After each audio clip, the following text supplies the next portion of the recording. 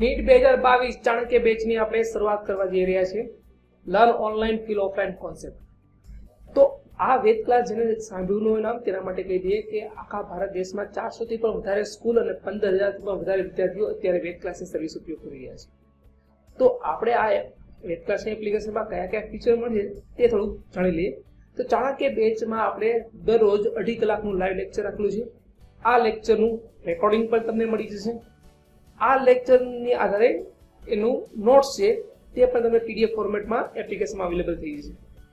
અને આ લેક્ચરના આધારિત જે ડીપીપી અને વીકલી ટેસ્ટનું આયોજન કરવામાં આવ્યું છે તે પણ રેગ્યુલર બેઝ ઉપર થશે. તો હવે આપણે જાણીએ મટીરિયલ વિશે. તો મટીરિયલમાં સૌથી પહેલી વસ્તુ તમને કહી દઈએ કે જે આપણે સ્લોગન છે learn online feel offline concept, એમાં ફીલ ઓફલાઈન હકીકતમાં થાય શું?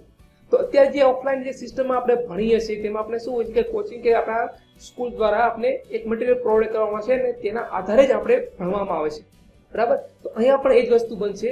વેદ ક્લાસનું પોતાનું મટીરિયલ આપણે તમને ઘરે હોમ ડિલિવરી કરવામાં આવશે, જેમાં ટોટલી જ આખા વર્ષનો તમને એમાં સિલેબસ કમ્પ્લીટલી વ્યવસ્થિત ફોર્મેટમાં આપેલો છે. તો ચાણક્ય બેચની શરૂઆત ક્યાંથી થવાની છે તે જોઈ લઈએ. તો 27 સપ્ટેમ્બર 2021 થી આપણે ચાણક્ય બેચની શરૂઆત કરીએ છીએ. અને જે વિદ્યાર્થીને કદાચ આ વેદ ક્લાસની જાણતા ન હોય તેને કહી દઈએ કે આપણે ટોટલ 20 દિવસનો ડેમો રાખેલો છે અને 15 ઓક્ટોબર સુધી બધા જ ને એપ્લિકેશન ટોટલી ફ્રીમાં રાખવામાં આવી છે. એપ્લિકેશનની જે પ્રાઇસ જે જાણવા માંગતા હોય તો આ એપ્લિકેશનની પ્રાઇસ છે ટોટલ 20,000 રૂપિયા. નીટ 2022ના કોર્સની ચાણક્ય બેચની એટલે કે ટોટલ ફી થશે 20,000 રૂપિયા. પરંતુ જો તમે 15 ઓક્ટોબર પહેલા પરચેસ કરવા માંગતા હોય અને વેદ નીટ 2022 નો કૂપન કોડ ઉપયોગ કરશો તો તમને 20% ડિસ્કાઉન્ટ મળશે, એટલે તમારી ઓફર પ્રાઇસ થશે માત્ર 16,000 રૂપિયા. તો આ 16,000 રૂપિયામાં તમને material, live lecture, lecture note, એનું રેકોર્ડિંગ, ટોટલી બધી જ વસ્તુ તમને મળી જશે. અને જ્યાં સુધી નીટ 2022 નો હોય ત્યાં સુધી તમને હેન્ડ હોલ્ડિંગ સપોર્ટ પણ પૂરો આપવામાં આવશે. તો હવે વાત કરી જોઈ રહ્યા છો તો અત્યારે જ ડાઉનલોડ કરો વેદ ક્લાસની એપ્લિકેશન. તો તેના માટે સૌથી પહેલા પ્લે સ્ટોરમાં જઈને વેદ ક્લાસ જેવું સર્ચ કરશો તો કંઈક આ પ્રકારની ચાણક્ય બેચ વાળી તમને એક એપ્લિકેશન જોવા મળશે. આ એપ્લિકેશન ડાઉનલોડ કરો અને એમાં સાઇન અપ કમ્પ્લીટ કરી નાખો, બરાબર? અને તેમ છતાં પણ જો તમને કોઈ અગવડતા લાગે તો અમારા આ બે કોન્ટેક્ટ નંબર છે તેમાં તમે કોન્ટેક્ટ પણ કરી શકો છો. તો મળીએ છીએ ચાણક્ય બેચમાં 27 સપ્ટેમ્બરથી. Thank you. ચાલો આપણે 16મો પ્રશ્ન બાકી હતા, બરોબર છે? 16મા પ્રશ્નથી આપણે શરૂઆત કરીએ. ચાલો જુઓ 16મો પ્રશ્ન શું કહે છે કે 1 મોલ આદર્શ વાયુ કે જેના માટે CV is equal to 3/2 R શું છે?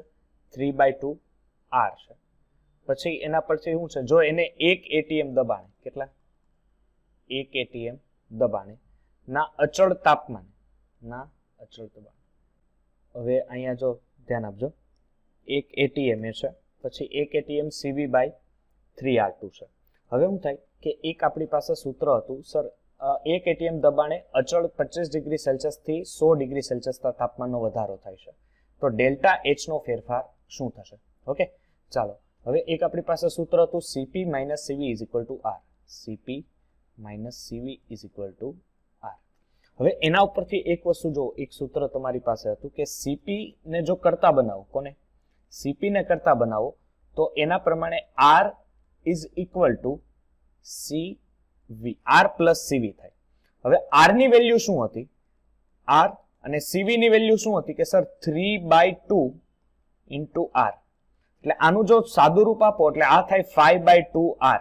શું થાય? 5, કારણ કે 2R પ્લસ 3 એટલે 5R, 5/2 ઇન્ટુ R. ચાલો CP ઇઝ ઇક્વલ ટુ 5. એના ઉપરથી ડેલ્ટા H મળે એટલે delta H is equal to CP into delta T. શું થાય ખબર છે?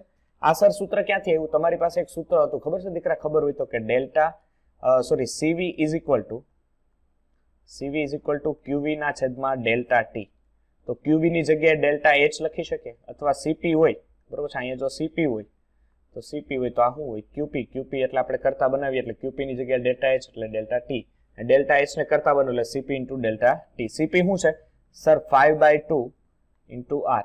T નો ફેરફાર કેટલો છે સર? 25 થી 100. 25 થી 100 એટલે 75, કારણ કે 100 - 25 એટલે 75. ચાલો અહીંયા ગણતરી કરો. R ની વેલ્યુ લેવાની થશે ATM છે એટલે R ની વેલ્યુ 2 લઈએ એટલે આ 10 ગુણ્યા 75 ભાગ્યા 2 કારણ કે r ની વેલ્યુ અહીંયા 10 એટલે અહીંયા આપણે લેશું જો 10 લ્યો તો આ 5 દુ 10 અને 75 50 375 એટલે અહીં 375 કેલેરી સમથિંગ આવશે એટલે 375 ની આજુબાજુ જે પણ જવાબ આવશે એ હાજર એટલે આન્સર સી 375 ની સોરી 75 એટલે અહીંયા 75 ચાલો નેક્સ્ટ જુઓ 17મો પ્રશ્ન શું કહે છે બરોબર છે 17મા પ્રશ્ન તરફ આપણે જઈએ તો 300 કેલ્વિન તાપમાને 2 મોલ આદર્શ વાયુનું 5 લીટરમાંથી 15 લીટરમાં કેટલા 5 માંથી 15 લીટરમાં ફેરફાર થાય છે ઓકે હવે એના કદમાં થતું વિસ્તરણ થાય ત્યારે થતું કાર્ય એટલે કદમાં થતું વિસ્તરણ એટલે તમારે શું મેળવવાનું છે કાર્ય એટલે W ઇઝ ઇક્વલ ટુ અહીંયા હવે તમે P ક્યાંય દર્શાવ્યો નથી એટલે તમારે મોલ છે એટલે કયું સૂત્ર મૂકવું પડે સર -2.303 nRT log શું આવશે V2 ના છેદમાં V1 ચાલો V2 ના છેદમાં V1 -2.303 કેટલા મોલ છે 2 R ની વેલ્યુએશન કેટલી લેશો 8.314 કારણ કે જૂલમાં માંગ્યું છે R ની વેલ્યુ જૂલમાં 8.314 થાય 8.314 તાપમાન કેટલું છે 300 કેલ્વિન log ક્યાંથી ક્યાં સુધી થાય છે 5 થી 15 એટલે 15 એ પહોંચે છે એટલે V2 અને શરૂઆતનું 5 ઓકે 5 તેરી 15 ચાલો log મેળવો 3 નો log કેટલો થશે 0.4771 એટલે -2.303 ગુણ્યા 2 ગુણ્યા 8.314 ગુણ્યા 300 અને 3 નો log થશે 0.4771 ઓકે 0.4771 હવે શું કરો કે આ જે છે 2.303 એને આને 0.5 ધારી લઉં તો ગણતરીમાં સરળતા રહેશે એટલે આને હું 2.3 લઈ લઉં ગુણ્યા 2 ગુણ્યા 8.314 અને 300 અને આને અરાઉન્ડિંગ 0.5 ધારી લો એટલે સરળતા રહેશે ઓકે 0.5 ધારું એટલે અહીંયા શું થાય કે 0.5 અને આ 2 કેન્સલ થઈ જાય કેમ ખબર 2 અને 0.5 એટલે 1 ના છેદમાં 2 એટલે 2 કેન્સલ એટલે આ 2 કેન્સલ એટલે -2.3 ગુણ્યા 8.314 ગુણ્યા 300 ચાલો હવે ગણતરી કરશો તો 2.3 ગુણ્યા એટલે 8 દુ 16 16 ની આજુબાજુ એટલે આનો જે પણ જવાબ આવશે ને 5000 ની ઉપર હશે એટલે 5000 ની ઉપર કારણ કે આ હશે જ નહીં જો કઈ રીતે ખબર 8 દુ 16 16 તેરી 16 ગુણ્યા 6 તેરી 18 18 ને 3 એકા 3 એટલે આ ચારે ચાર ઓપ્શન આ ત્રણે ત્રણ ઓપ્શન થી તો મોટો જ હશે જવાબ એટલે આન્સર બી રહેશે ઓકે એટલે -5481 પ્લસ તો આવે જ નહીં કારણ કે આ વેલ્યુએશન માઇનસ છે એટલે પ્લસ તો આવશે જ નહીં ચાલો 18મો પ્રશ્ન જુઓ 18મો પ્રશ્ન શું કહે છે કે 1 મોલ આદર્શ વાયુના 2 ડિગ્રી સેલ્સિયસનો વધારો કરવા થયેલું કાર્ય કેટલું હશે ઓકે થયેલું કાર્ય તમારે મેળવવાનું છે એટલે W 1 મોલ આદર્શ વાયુ છે એટલે આપણે લઈએ ફરીથી -1 એટલે -nR × ΔT કારણ કે એનું સૂત્ર તો આ જ હશે કે -P × ΔV પરંતુ અહીંયા થયેલું કાર્યનો 2 ડિગ્રી સેલ્સિયસનો જ વધારો કરવાનો છે એટલે તાપમાનમાં થતો ફેરફાર 1 મોલ કેટલા છે 1 R ની વેલ્યુએશન કેટલી લેશો સર અહીંયા જૂલમાં માંગ્યું છે એટલે 8.314 જવાબ ઉપરથી ખબર પડવી જોઈએ કે R ની વેલ્યુ તમે કેટલી લેશો એટલે જૂલમાં માંગ્યું છે 8.314 હવે શું કરશો કે 8.314 ને આપણે 8.3 જ રાખીએ અથવા 314 પછી તાપમાનનો ફેરફાર 2 ચાલો શું આવશે જવાબ સોરી 8.3 એટલે ગુણ્યા 2 એટલે કેટલા આવે 16.6 પણ એ કેવા -16.6 જૂલ આવો આન્સર ઇઝ ચાલો 19મો પ્રશ્ન જોઈએ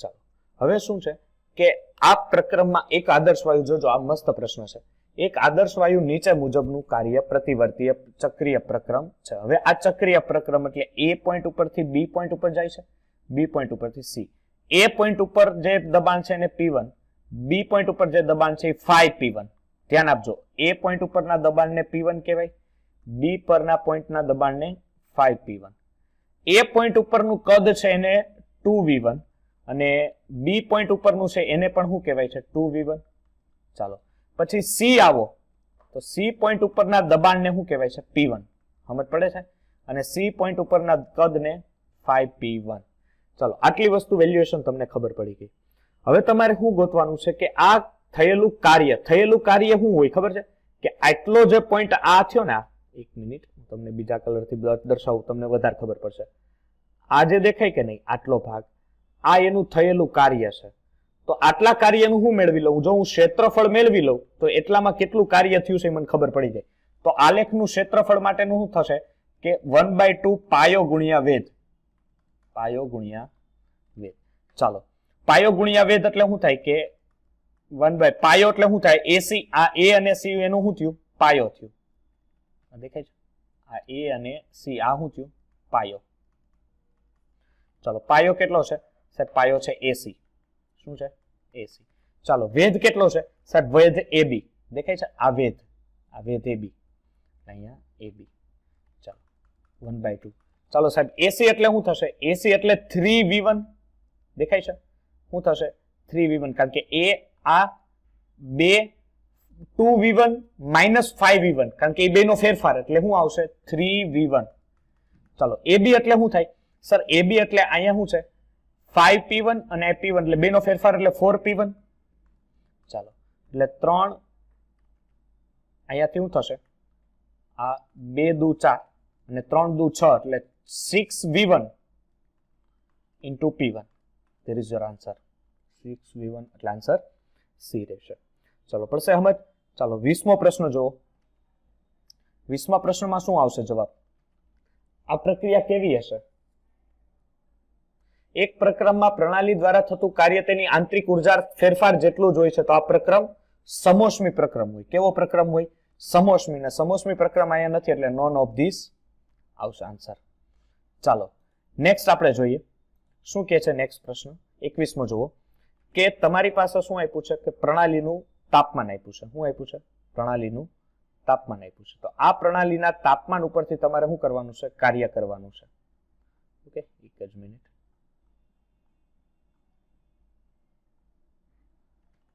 ચાલો, પ્રણાલીના તાપમાન ઉપરથી તમારે શું કરવાનું છે? કાર્ય કરવાનું છે. તો આ કાર્ય તમે જો કરો છો તો આ કાર્ય ઉપરથી તમારે શું કરવાનું? પ્રણાલીનું તાપમાન કેવી પ્રક્રમ હશે? પ્રક્રમમાં ઘટે. આન્સર આપજો.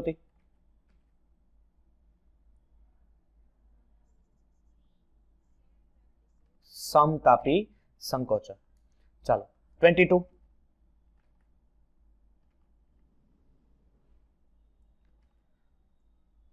ચાલો કરીએ. એક સ્વિમિંગ પુલમાંથી આવતો એક વ્યક્તિ તેના શરીર ઉપર 30 ગ્રામ પાણી ધરાવે છે. ચાલો, વેઇટ છે 30 ગ્રામ.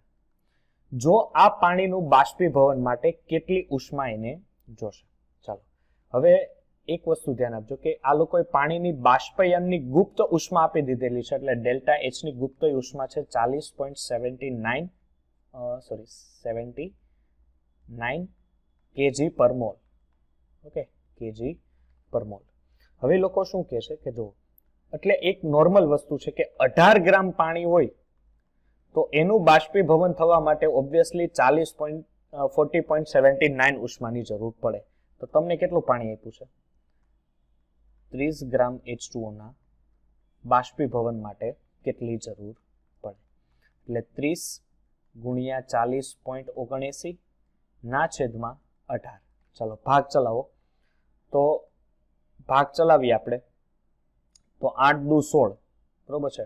5 તેરી 15 ચાલશે નહીં ભાગ, એટલે આના 18 3 અને 40 ના ચલાવશો એટલે 13.6 અને આને ભાગ ચલાવશો એટલે આગળથી આની જો ગણતરી કરશો એટલે લગભગ આ 68 ની આજુબાજુ જવાબ આવે છે, એટલે 68 કિલો જૂલ જેટલો જવાબ આવશે, જે ઓપ્શન નંબર સી રહેશે. ચાલો, 23મો પ્રશ્ન શું કહે છે? 23મો પ્રશ્ન કે આ એક પ્રશ્ન જોજો હો કે 0 ડિગ્રી સેલ્સિયસ તાપમાન ધરાવતા 54 ગ્રામ બરફનું 27 ડિગ્રી સેલ્સિયસ તાપમાન ધરાવતા પાણીમાં રૂપાંતરણ કરવા માટે કેટલી ઉર્જા જોઈએ? ચાલો, 0 ડિગ્રી સેલ્સિયસ તાપમાન ધરાવતું બરફ છે, એનું કેટલું વજન છે? 54 ગ્રામ. 27 ડિગ્રી સેલ્સિયસ તાપમાન ધરાવતા એટલે પાણી છે, એ પાણી કેટલું છે? 27 ડિગ્રી સેલ્સિયસ. એમાં તમારે શું કરવાનું છે? રૂપાંતરણ, એટલે બરફને પાણીમાં ફેરવવાનું છે ઓરડાના તાપમાને, બીજી કોઈ વસ્તુ નથી. ફ્યુઝન એન્થાલ્પી આપી છે 6 અને લિક્વિડની જે સીપી આપ્યો છે એ આપ્યો છે 4 પોઈન્ટ સમથિંગ. એટલે 0 ડિગ્રી સેલ્સિયસ તાપમાને બાજુના પાણીમાં રૂપાંતરણ કરવા માટે જરૂરી ઉષ્મા, એટલે પેલા એક કામ કરો કે 54 ગ્રામ બરફ છે તો પાણીના મોલ મેળવી લ્યો. પાણીના મોલ કેટલા થશે? 54 ભાગ્યા 18 એટલે 18 તેરી 54, 18 તેરી 54 એટલે પાણીના કેટલા મોલ આવ્યા? 3 મોલ. હવે 1 મોલ પાણીને જો તમારે રૂપાંતરણ કરવું હોય ને ફ્યુઝન, એટલે જો 6.01 kg પર મોલ જોઈ, એટલે પર મોલ એટલે 1 મોલે એટલા જોઈ, તો તમારી પાસે કેટલા મોલ છે? 3 મોલે કેટલા? એટલે 3 ગુણ્યા 6.01 એટલે 6 તેરી 18, એટલે 18 કિલો જૂલ ચરબ, અને અહીંયા 3 ગુણ એટલે 0.3 કિલો જૂલ મોલ જોઈ. તમારે 54 ગ્રામ બરફને જો પાણીમાં રૂપાંતરણ કરે એટલે આટલા મોલ જોઈ. ચાલો, હવે પાણીના ઉષ્મામાં કેટલો વધારો થાય? એટલે આ તમને મળ્યું શરૂઆતને કે બરફને પાણીમાં મેળવો, અને જ્યારે પાણીમાં રૂપાંતરણ કરવા કેટલી ઉર્જા જોઈ? તો એટલે Q2, એટલે તમને શું થશે કે CP લિક્વિડ આપ્યો છે તમને, એટલે શું થાય કે દળ into CP into delta T. આ તમને ખબર હોય તો સૂત્ર હતું કે CP ઇઝ ઇક્વલ ટુ વિશિષ્ટ ઉષ્મા ક્ષમતાનું Q ના છેદમાં M ઇન્ટુ ડેલ્ટા T. વજને કોઈ વજને ઉષ્મા ક્ષમતામાં થતો ફેરફાર. તમારે ચાલો દળ કેટલો આપ્યું છે? 54 ગ્રામ. ઓકે, ઉર્જા કેટલી છે એની? CP 4.18. અને તાપમાનનો ફેરફાર શું થાય છે સર? 0 થી 27 થાય છે, એટલે 27 નો થતો હોય. ચાલો, 54 ગુણ્યા 27 ને આધારે તમે કરો, એટલે 54 ગુણ્યા 4 કરો, 54 ગુણ્યા 4 એટલે શું થશે કે 108 ને 108 136 136 જેવું થશે ને. ચોકે ચોકે 16, 5 ચોક 30, સોરી ચોકે ચોકે 16 ને 1 ગયો એટલે 5 ચોક સ્નેક એટલે 20 ને 1 21, 216 થશે ને ગુણ્યા 27, એટલે લગભગ 216 ગુણ્યા 27 કરો એટલે 6000 સમથિંગ 94 જેવો જવાબ આવે છે. પણ એ જૂલમાં આવતો હશે અને કિલો જૂલમાં ફેરવો એટલે 6.09 કિલો જૂલ જેવું આન્સર રહેશે. ચાલો, 23મો પ્રશ્ન ગયો. હવે 24મો પ્રશ્ન જુઓ. 24મો પ્રશ્ન બરોબર છે. 24મો પ્રશ્ન જોઈએ કે એક ઇક્વેશન છે હાઇડ્રેઝિન. હાઇડ્રેઝિન તમને ઇક્વેશન આપી જ દીધું છે, એટલે અહીં કોઈ ગભરાવાની જરૂર નથી. N2H4 plus O2 it's give N2 plus 2 mole of H2O. Okay, હાઇડ્રેઝિન અને પાણીની પ્રમાણિત સર્જન એન્થાલ્પી અનુક્રમે 50 કિલો જૂલ પર મોલ અને પાણીની છે -285.9 કિલો જૂલ પર મોલ હોય તો નીચેના પ્રક્રિયા માટે ડેલ્ટા H મેળવો. ડેલ્ટા H તમારા માટે શું થશે? ચાલો, હવે પ્રક્રિયકો એટલે નિપજો માઇનસ પ્રક્રિયકો કરવું પડે. ચાલો, નિપજો માઇનસ એટલે પ્રક્રિયા એન્થાલ્પીમાં થતો ફેરફાર. ચાલો, નિપજ આ બધા ગેસિયસ છે, આ ગેસિયસ છે, સોરી આ ગેસિયસ અને આ લિક્વિડ, એટલે નિપજ માઇનસ પ્રક્રિયક. ચાલો, પેલા કોનું મળવી કે fusion enthalpy of N2 plus નિપજ માઇનસ પ્રક્રિયક એટલે 2 mole of fusion enthalpy of H2O. નિપજોનો સરવાળો માઇનસ પ્રક્રિયકોનો સરવાળો minus fusion enthalpy of hydrazine એટલે N2H4 plus fusion enthalpy of H2O. Okay, ચાલો, N2O ની એની તમને આપેલી છે. આ N2 ની કેટલી છે? કારણ કે N2 ગેસિયસ અવસ્થામાં હશે, ડાયરેક્ટ મળે છે, એટલે આપણે એની અત્યારે 0 લખીએ. ચલો, પાણીની કેટલી છે સર? -285.9 -285.9 માઇનસ N2H4 ને આપી છે, હા સર 50.06 એટલે 50.6 પ્લસ H2O ની સોરી H2O નો આવે ને અહીંયા ઓઝોન આવે, સોરી ઓક્સિજન આવે, એટલે ઓક્સિજનની પણ કોઈ નથી એટલે 0. ચાલો, -285.9 કરશો એટલે -571.8 થશે, -50.6 એટલે તમને જવાબ આવશે માઇનસ પ્લસ થશે, કારણ કે આ માઇનસ પ્લસ ને મોટાની નિશાની માઇનસ રહેશે, એટલે અરાઉન્ડિંગ જવાબ આવશે 622.4 કિલો જૂલ પર મોલ. પણ અહીંયા બે ઓપ્શન સરખા છે, એટલે કોઈ પણ એક ટીક કરી શકો, બરોબર છે. ચાલો, 25મો પ્રશ્ન જુઓ. શું કે છે 25મો પ્રશ્ન કે 15.5 ગ્રામ પ્રોપેનનું શું કરવાનું છે? દહન કરવાનું છે. કેટલા? 15.5 ગ્રામ પ્રોપેનનું દહનથી કેટલી ઉષ્મા ઉત્પન્ન થશે એ તમારે મેળવવાનું.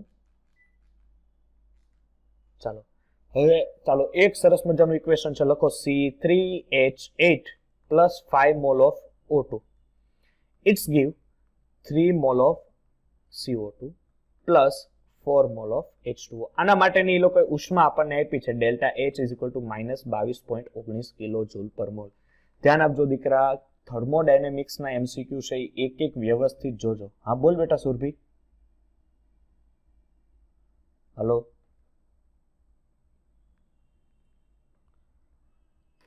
ચાલો, જો થર્મોડાયનેમિક્સના એમસીક્યુ તમને અત્યારે થોડુંક લાગશે, પણ થર્મોડાયનેમિક્સના એટલે હું એકદમ સ્લો એમસીક્યુ ચલાવીશ, બરોબર છે? ન સમજ પડે અહીંયા મહેરબાની કરીને તમે લોકો પૂછજો. ચાલો, કેટલા ગ્રામનું? 15.5 ગ્રામનું તમારે શું કરવાનું છે? દહન કરવાનું છે. હવે શું થાય કે C3H8 છે. C3H8 નું આણ્વિય દળ કેટલું થાય? કહેશો મને કોઈ? C3H8 નું આણ્વિય દળ કેટલું થાય?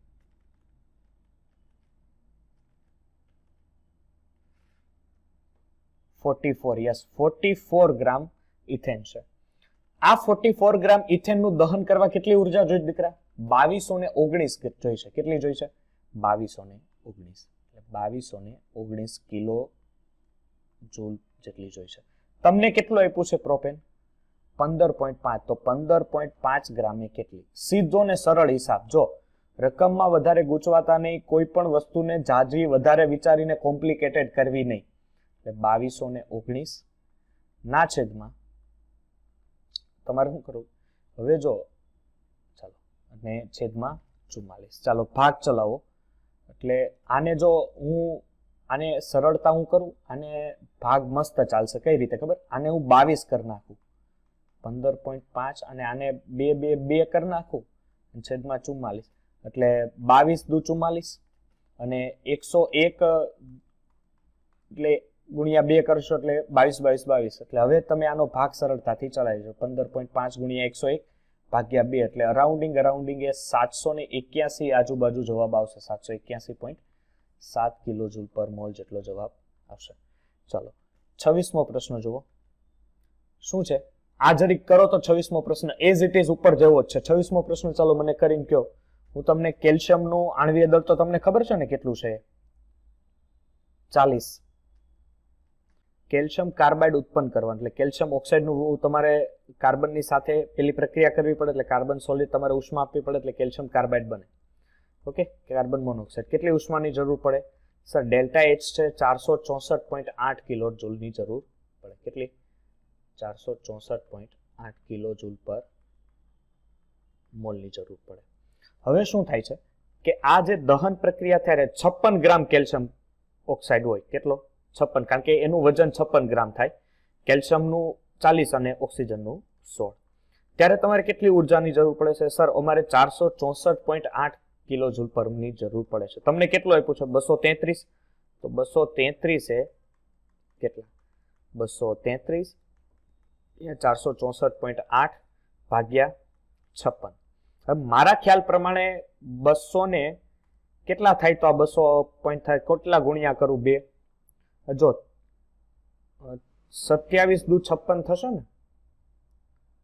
27 નહીં, 28 દુ 56, અને આ થાય 200 ને 32.4 ગુણ્યા 2 કરો એટલે 464.8 થાય.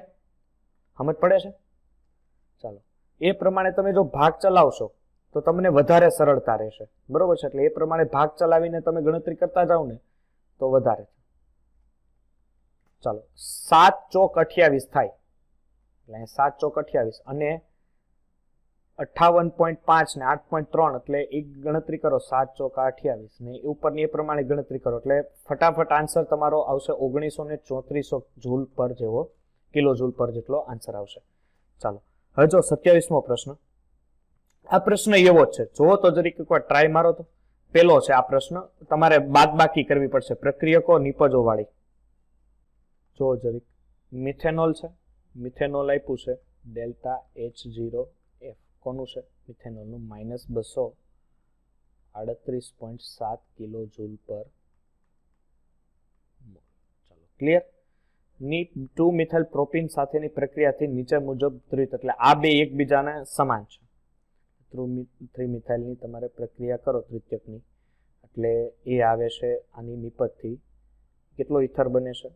ડેલ્ટા HF0 -313.6 કિલો જૂલ બનાવવામાં આવે છે. તો 2 મિથાઇલ પ્રોપીનની ડેલ્ટા HF0 કેટલી હશે? ચાલો તમારે એ મેળવવાનું છે ને, ડેલ્ટા HF0 કેટલો હશે?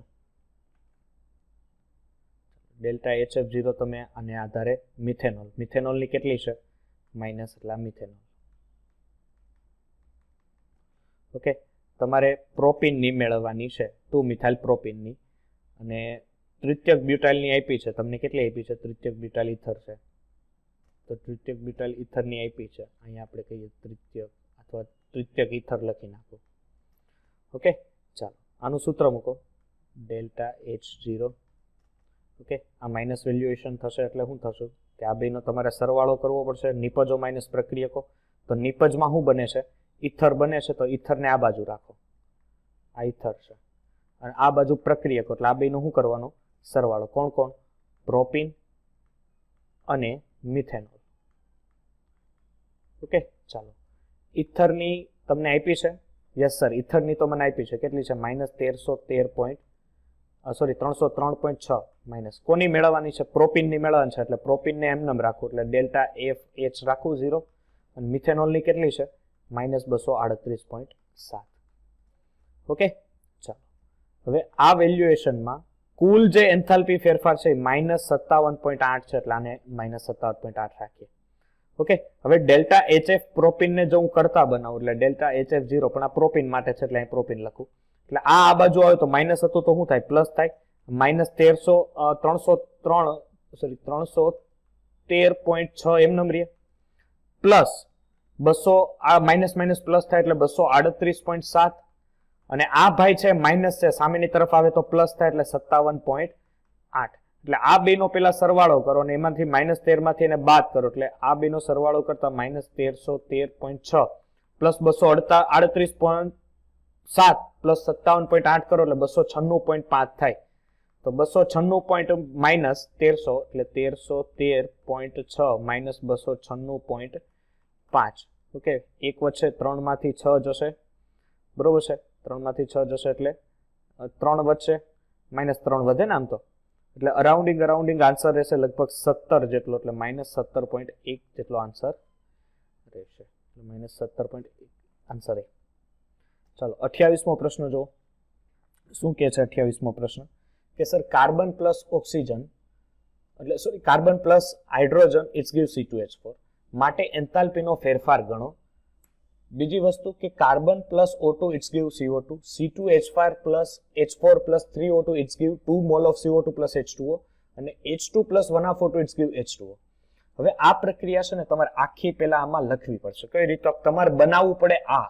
તો એના માટે હું કરું કે આખી રિએક્શન લખું કે C ગ્રેફાઇટ, ધ્યાન આપજો, C graphite plus O2 it's give CO2.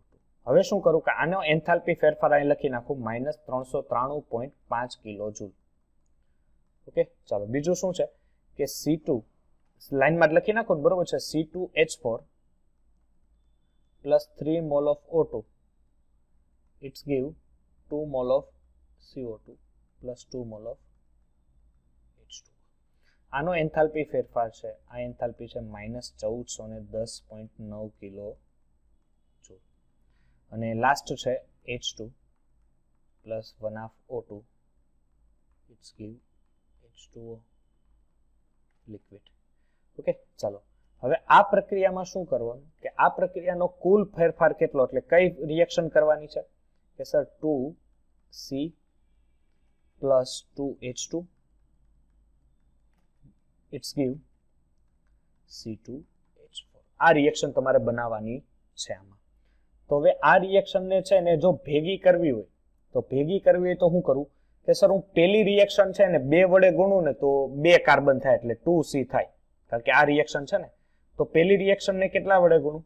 2 વડે. એટલે આ પેલી રિએક્શન આપી દઉં, આ પેલી, આ બીજી અને આ ત્રીજી અને આ ચોથી. તો ચોથી બનાવવી હોય તો પેલાને કેટલા વડે? 2 વડે ગુણું એટલે 2 કાર્બન થાય.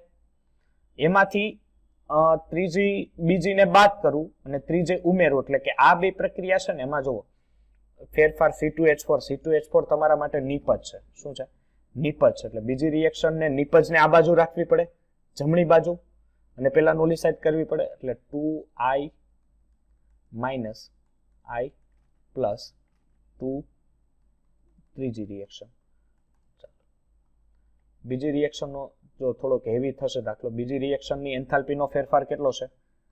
-393.5 કિલો જૂલ, માઇનસ બીજી રિએક્શન -1410.9 પ્લસ ત્રીજી રિએક્શન -285.8 કિલો જૂલ પર મોલ. અને આ જે બધી રિએક્શન છે એનો ફેરફાર કરશો એટલે લગભગ તમને આન્સર 52.3 કિલો જૂલ પર જેટલો મળશે. ચાલો 29મો પ્રશ્ન જો. 29મો પ્રશ્ન એઝ ઇટ ઇઝ એવો જ છે પ્રશ્ન, બરોબર છે. ફેરફાર તમારે ખાલી સમજવાનો છે કે ફેરફાર તમે કઈ રીતના કરશો અને કઈ રીતનું થશે. જો કાર્બન અને સલ્ફર અને કાર્બન ડાયસલ્ફાઇડની દહન ઉષ્મા અનુક્રમે x, y અને z છે. કેટલી છે? x, y અને z છે. તો કાર્બન ડાયસલ્ફાઇડની સર્જન એન્થાલ્પી કેટલી છે? ચાલો, કાર્બન પ્લસ ઓક્સિજન, દહન એન્થાલ્પી છે એટલે ઓક્સિજન સાથે પ્રક્રિયા કરતા CO2 બને. Very good. સલ્ફર પ્લસ ઓક્સિજનની પ્રક્રિયા કરતા સલ્ફર ડાયોક્સાઇડ બને. અને કાર્બન ડાયસલ્ફાઇડની જો દહન એન્થાલ્પી કરો ઓક્સિજનની હાજરીમાં તો શું મળશે? કાર્બન ડાયોક્સાઇડ એટલે CO2 પ્લસ H2O મળે. ચાલો સંતુલિત કરીએ સમીકરણ. કાર્બન અને સલ્ફર, તો ચાલો સલ્ફર આ બાજુ 2 છે એટલે આ બાજુ મારે 2 વડે એને ગુણવા પડે, બરોબર છે. સલ્ફરને જો 2 વડે ગુણું તો આ બાજુ ઓક્સિજન કેટલા થયા? 4 ને 2 6, તો મારે આને 3 વડે ગુણવા પડે. ચાલો સાહેબ 6 થઈ ગયા. આની એન્થાલ્પી છે એ x છે, આની એન્થાલ્પી છે y છે અને આની એન્થાલ્પી છે z છે. આમાંથી મારે બનાવવાનું છે carbon plus 2 sulphur, it's give carbon disulphide means કે CH2. એટલે શું કરવું પડે કે મારે નિપજો છે એ જમણી બાજુ રાખવા પડે. નિપજો કઈ બાજુ રાખવા પડે? જમણી બાજુ. પણ ચોથી રિએક્શન જો તમારે મેળવી હોય, ચોથી રિએક્શન, તો જો અહીંયા 2 સલ્ફર છે એટલે બીજી રિએક્શનને મારે 2 વડે ગુણવા પડે. કારણ કે અહીં કેટલા સલ્ફર છે? 2 સલ્ફર કાર્બન ડાયોક્સાઇડ. એટલે આ 2 સલ્ફર હોય તો બીજી રિએક્શનને જો 2 વડે ગુણું તો 2 વડે બીજી રિએક્શનને ગુણું તો મને સરળતા રહેશે ખાલી પેલું કરવાની. અને કાર્બન ડાયસલ્ફાઇડ મને સરળ, કારણ કે બીજી રિએક્શન. એટલે શું થાય કે પહેલી રિએક્શન એઝ ઇટ ઇઝ, બીજી રિએક્શનને 2 વડે ગુણું અને ત્રીજી રિએક્શન એટલે કાર્બન ડાયસલ્ફાઇડ એટલે આ મળી ગયું એટલે ત્રીજી રિએક્શન. ચાલો પહેલી રિએક્શન એટલે x, ચાલો બીજી રિએક્શન એટલે સર y છે પણ અહીં આપણે 2y લઈએ ને, પ્લસ ત્રીજી રિએક્શન એટલે z નું મૂલ્ય થશે. અને આ બધા મૂલ્ય છે એટલે કે નિપજો માઇનસ પ્રક્રિયકો થશે એટલે અહીંથી સોરી આ પ્લસ આવશે કારણ કે આ પ્રક્રિયકો ઓલા થશે ને અને આ માઇનસ, એટલે આ માઇનસ અને પ્લસ એટલે x plus 2y minus z એટલે x plus 2y minus z એટલે આન્સર સી. ચાલો 30મો પ્રશ્ન જો શું કહે છે. 30મો પ્રશ્ન એ પણ એ જ રીતનો થોડોક હેવી પ્રશ્ન છે એટલે એ જોઈ લેજો. હવે જો એ સાથે સાથે તમને બીજું પણ માહિતી આપી દઉં કે આપણે હવે ગિબ્સ મુક્ત ઉર્જાની જે છેલ્લી થિયરી બાકી છે એ ગિબ્સ મુક્ત ઉર્જાની છેલ્લી થિયરી પણ આજે આપણે ખેંચી લઈએ એટલે શું થાય ચેપ્ટર પૂરું થઈ જાય ને એના એમસીક્યુ પણ થોડા ઘણા આપણે 25-20 કર્યા છે, બાકીના એના એમસીક્યુ પણ થઈ જાય. ચાલો જો ગિબ્સ મુક્ત ઉર્જાનો છેલ્લી થિયરી બાકી છે, ગિબ્સ મુક્ત ઉર્જાની થિયરી એ આપણે જોઈ લઈએ. ચાલો મુક્ત ઉર્જા એટલે શું થાય કે પ્રણાલીની એન્થાલ્પી અને નિરપેક્ષ તાપમાન તથા એન્ટ્રોપીના ગુણાકારના તફાવતને શું કહેવાય છે? પ્રણાલીની મુક્ત ઉર્જા. ફરીથી પ્રણાલીની એન્થાલ્પી અને નિરપેક્ષ તાપમાન તથા એન્ટ્રોપીના ગુણાકારના તફાવતને શું કહેવાય? પ્રણાલીની મુક્ત ઉર્જા કહે છે. હવે G = H - TS આ એક સામાન્ય સૂત્ર હતું જેને આપણે G ને મુક્ત ઉર્જા ફેરફાર, મુક્ત ઉર્જા, જ્યારે H ને એન્થાલ્પી, આપણે અત્યારે ફેરફાર ના કહી શકીએ કારણ કે આપણે ડેલ્ટા લગાવેલો નથી. -T એટલે થશે તાપમાન અને જ્યારે S એટલે થશે એન્ટ્રોપી. S એટલે શું થશે? એન્ટ્રોપી થાય છે. આ રીતના આપણે બધી વસ્તુ એમાં લખાવી. હવે તમને ખબર હોવી જોઈએ કે આ એક વસ્તુ અવસ્થા વિધેયની છે. કોની છે? અવસ્થા વિધેયની. એટલે આ બધા જ શું છે? અવસ્થા વિધેય છે. કોને મૂકીને? તાપમાનને મૂકીને બધા અવસ્થા વિધેય છે. જો તાપમાનને મૂકીને બધા અવસ્થા વિધેય હોય તો delta G = delta H - T × delta S. Delta H એટલે શું થશે? એન્થાલ્પી ફેરફાર. ડેલ્ટા S એટલે એન્ટ્રોપી ફેરફાર. મુક્ત ઉર્જા પદાર્થનું અવસ્થા વિધેય અને માત્રાત્મક ગુણધર્મ છે અને તેનું નિરપેક્ષ મૂલ્ય મેળવી શકાતું નથી. હવે જો મુક્ત ઉર્જાને આધારે પ્રક્રિયા સ્વયંભૂ થવાની દિશા, એટલે જો તમારી મુક્ત ઉર્જા ફેરફારનું મૂલ્ય ઋણ હોય એનો મીનિંગ કે ડેલ્ટા G જો 0 કરતા નાનો હોય તો સમજવો કે આ પ્રક્રિયા ઓલવેઝ આપમેળે થશે. જો ડેલ્ટા G નું મૂલ્ય ધન હોય તો આ પ્રક્રિયા આપમેળે થશે નહીં, અને જો ડેલ્ટા G નું મૂલ્ય 0 હોય તો તમારે શું સમજવાનું કે આ પ્રક્રિયા તદ્દન રૂપે આપમેળે થતી પ્રક્રિયા છે. ચાલો હવે જો કે આ delta H positive, delta S positive હોય તો તમારો minus T into delta S negative હોય. એટલે આ રિએક્શન્સ છે એ સ્પોન્ટેનિયસ એટલે આપમેળે થતી પ્રક્રિયા. ધ્યાન આપજો, સ્પોન્ટેનિયસ એટલે આપમેળે થતી પ્રક્રિયા. આપમેળે થતી પ્રક્રિયા. પણ કયા તાપમાને? ઊંચા તાપમાને. હવે અહીંયા delta H negative, delta S negative, that means minus જે કુલ ફેરફાર છે એ નેગેટિવ. એટલે આ સ્પોન્ટેનિયસ તો થાય, પણ કયા તાપમાને? નીચા તાપમાને. કયા? નીચા. ચાલો બીજી વસ્તુ કે આ માઇનસ છે, આ પ્લસ છે, આ માઇનસ છે.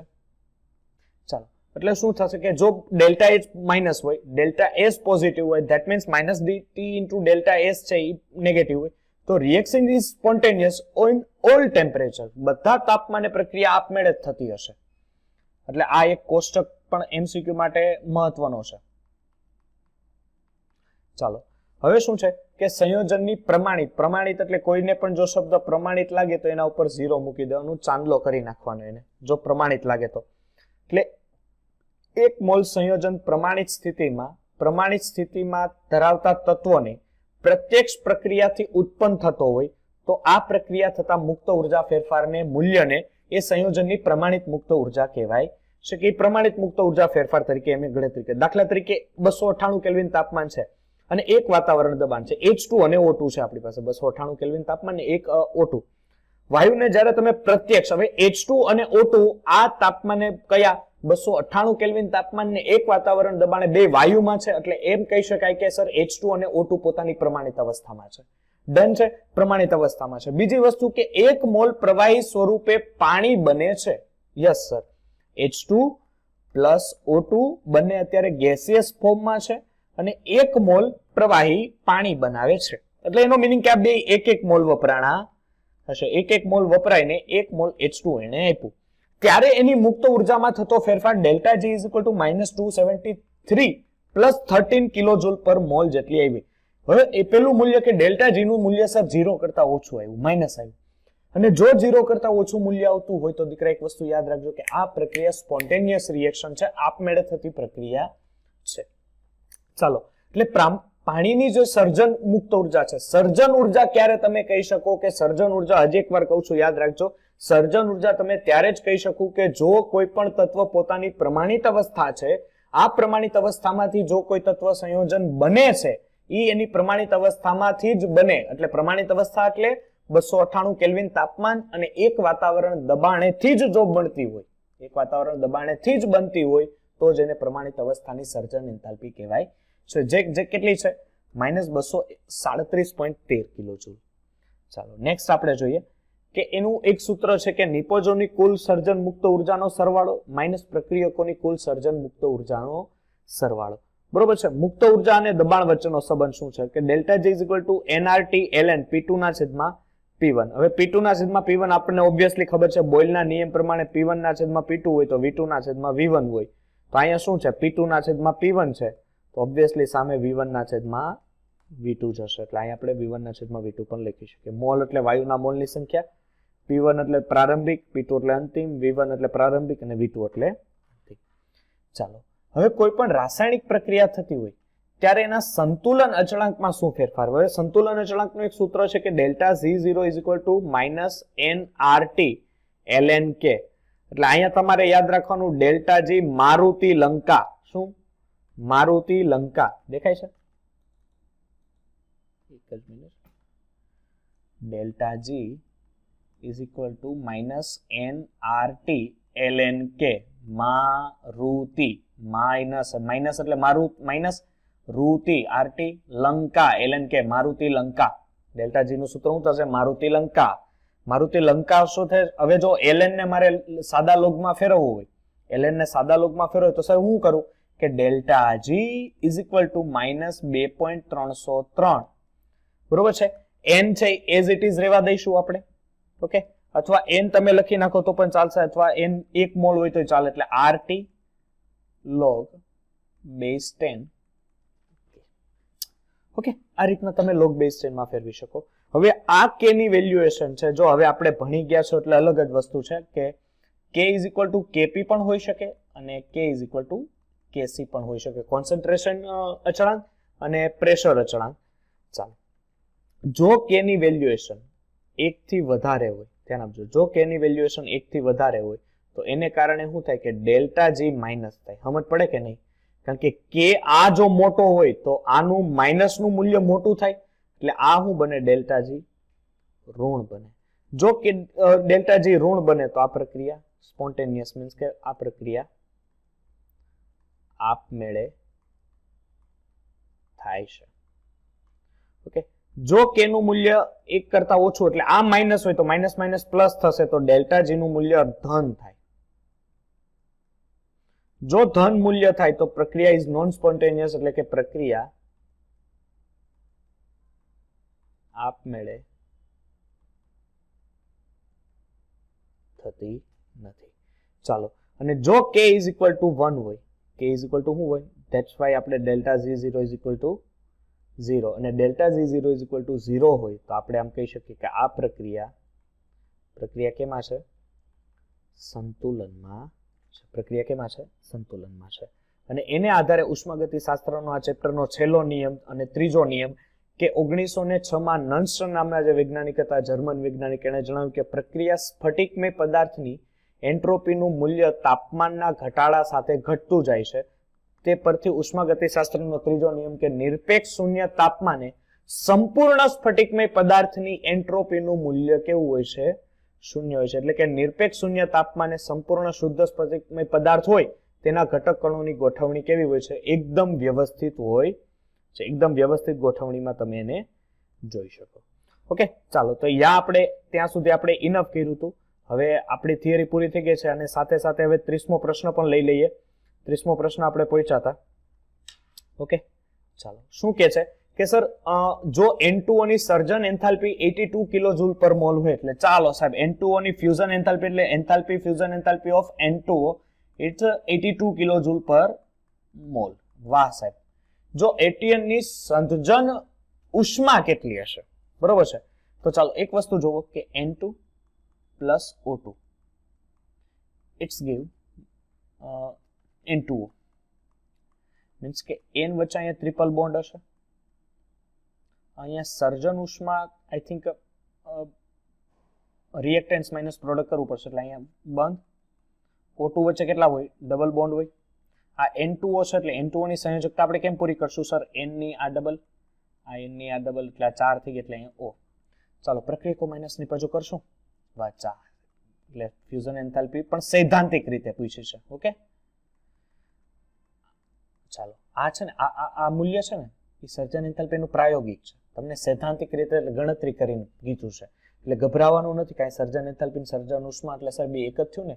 પણ એક ઘણીવાર આવા પણ દાખલા હોય કે એકમાં તમને પ્રાયોગિક આપી દે અને સૈદ્ધાંતિક પણ કહેવાનું, એટલે નિપજો માઇનસ પ્રક્રિયકો લેશું એટલે પણ અહીંયા સૈદ્ધાંતિક છે એટલે રિએક્ટન્સ માઇનસ પ્રોડક્ટ લેશું એટલે રિએક્ટન્સ માઇનસ પ્રોડક્ટ એટલે આપણે રિએક્ટન્સ એટલે N double plus 1/2 O2 mall of double bond O2 minus triple bond N વાળું, બરોબર છે, અને ડબલ બોન્ડ N વાળું. બે અલગ અલગ એન્થાલ્પી થશે ને, બોન્ડ એન્થાલ્પી ઓફ, એટલે અહીંયા મૂકશો. બધાની આપેલી છે એટલે આપણે આ N ડબલ બોન્ડ N અલગ અલગ રાખવા પડશે plus N double bond O આ બે અલગ અલગ રાખે, આ બે અને આ બે. ચલો, N ટ્રિપલ બોન્ડ N ની કેટલી આપી છે? 946 પ્લસ ઓક્સિજનની આપી છે ઓક્સિજનની 498 માઇનસ N ની આપી છે કેટલી? 418 પ્લસ આની આપી છે 607. ડન છે. આની જ્યારે કેલ્ક્યુલેશન તમે કરશો તો આ કેલ્ક્યુલેશન કરતા તમને આનો જવાબ 170 આવશે. કેટલો આવશે? 170. હવે 170 ની સાથે સાથે બીજું જોવાનું શું રહે કે તમારે આનો સર્જન ઉષ્મા કેટલી હશે. એટલે હવે સૈદ્ધાંતિક માઇનસ પ્રાયોગિક કરવી એટલે પ્રાયોગિક માઇનસ સંસ્પંદન ઉર્જા. સૈદ્ધાંતિક તો અહીંયા રકમમાં મને થોડીક એક્સ્ટ્રા લાગે છે પણ અહીંયા એક સંસ્પંદન ઉર્જા પણ પ્રાયોગિક માઇનસ સૈદ્ધાંતિક હશે. સોરી, પ્રાયોગિક માઇનસ સૈદ્ધાંતિક એટલે પ્રાયોગિક માઇનસ સૈદ્ધાંતિક. ચાલો, પ્રાયોગિક કેટલી છે સર? પ્રાયોગિક તો 82 છે અને સૈદ્ધાંતિક 170 એટલે 82 માઇનસ 170 કરશો એટલે માઇનસ આવશે, જે પણ જવાબ પણ 88 આવશે, માઇનસ 88 કિલો જૂલ પર મોલ સમથિંગ આવશે, એટલે આન્સર એ. ચલો 31 નંબરનો ક્વેશ્ચન જો. ઓકે, 31 નંબરનો ક્વેશ્ચન કે ઓક્સાઇડની સર્જન એન્થાલ્પી કેટલી હશે? એટલે તમારે શું મેળવવાનું છે? નાઇટ્રિક ઓક્સાઇડ એટલે NO ની સર્જન એન્થાલ્પી, એટલે NO ની સર્જન એન્થાલ્પી મેળવે છે એટલે કે પ્રક્રિયકો માઇનસ નિપજો. ડેલ્ટા H કુલ એન્થાલ્પીનો ફેરફાર આપ્યો છે, નિપજો માઇનસ પ્રક્રિયક એટલે delta HF is equal to 1/2 N2, એટલે આપણે 1/2 N2 આગળ લેવા પડશે ને, કારણ કે એ મોલ છે, એના તત્વયુગ્મિતિક ગુણાંક છે, એટલે ડેલ્ટા HF N2 પ્લસ અહીંયા કોઈ મોલ નથી એટલે delta HF fusion of CO2 minus અહીંયા કોઈ મોલ નથી એટલે ડેલ્ટા HF NO કોનો તો કે NO પ્લસ ડેલ્ટા HF રેવડી. ચાલો મૂકો વેલ્યુએશન બધી. ડેલ્ટા N2 ની તો 0 છે, CO2 ની કેટલી આપી છે? -393.5 માઇનસ NO ની કેટલી આપી છે? ઓકે, એક જ મિનિટ. NO ની આપણને આપી છે -110.5 અને CO ની સોરી NO ની આપણને આપી જ નથી ને, NO ની તો આપણને મેળવવાની છે, NO ની નથી આપી એટલે NO ની તો ફ્યુઝન આપણે મેળવવાની છે. નાઇટ્રિક એસિડ ની કેટલી થાય? CO ની આપી છે -110.5 અને કુલ એન્થાલ્પી ફેરફાર છે -72.8 એટલે આ થાય -39.5 માઇનસ ડેલ્ટા HF CO -110.5 અને -72.2. હવે આવો દાખલો હોય ને ત્યારે એક વસ્તુ ખાસ યાદ રાખવાની કે ઘાતમાં અથવા સોરી નિશાની ફેરવવામાં કાંઈ નો ફેર પડે, એટલે આ બે પદ છે ને સામે જવા દો પ્લસ, આ માઇનસ છે સામે જવા દો પ્લસ, એટલે આ વેલ્યુએશન પણ પ્લસ થશે, એટલે આનો જે ડેલ્ટા એને કારણ કે આ પ્લસ જ રહેશે એટલે HF is equal to -393.5 plus પેલું વસ્તુ આ માઇનસ માઇનસ પ્લસ થશે એટલે 110.5 પ્લસ 372.2 અને આ HF ઓફ નાઇટ્રિક એસિડ, એટલે આની વેલ્યુએશન ની કરશો એટલે લગભગ પ્લસ 89.2 આવશે, સમથિંગ 89.2. ચાલો 32મો પ્રશ્ન. કેલેરી મૂલ્ય મેળવવાનું છે. કેલેરી મૂલ્યનું એક સૂત્ર હતું, ખબર છે કે એન્થાલ્પીના ફેરફારના છેદમાં આણ્વીય દળ. કેલેરી મૂલ્ય એટલે એન્થાલ્પી ફેરફારના છેદમાં આણ્વીય દળ. ચાલો એન્થાલ્પી ફેરફાર કેટલો છે? -809. મિથેનનું આણ્વીય દળ કેટલું થાય? CH4 કાર્બનના 12, હાઇડ્રોજનના 416. ચાલો ભાગ ચલાવીએ એટલે લગભગ 1650 આગળ ચલાવો એટલે અરાઉન્ડિંગ એટલો આન્સર તમારો આવશે, એટલે 50 ની આજુબાજુ એટલે 5.6. પણ આ વેલ્યુએશન છે બરોબર છે. કેલેરીનું મૂલ્ય ઉષ્મા દહન ઉષ્મા છે. દહન ઉષ્મા એટલે શું થાય કે ઉત્પન્ન એને દહન એમાંથી કરો એટલે એમાંથી ઉષ્મા ઉત્પન્ન થાય, એટલે આ મૂલ્ય માઇનસમાં આવવું જોઈએ, એટલે -50.6. ચાલો 33મો પ્રશ્ન જુઓ. શું કહે છે 33મો પ્રશ્ન? હવે એક વસ્તુ છે કે એક પ્રબળ બેઝ સાથે HCN અને H2S નું તટસ્થીકરણથી એન્થાલ્પી આપે છે. HCN ની અનુક્રમે આપે છે એ લોકો 12.13 અને H2S ની દહન એન્થાલ્પી આપે છે 15.9. તો H2S કરતા પ્રબળ એસિડ હશે, તમારી ગોતવાનું છે. હવે જો HCN કરતા H2S ની તટસ્થીકરણ એન્થાલ્પી વધારે છે.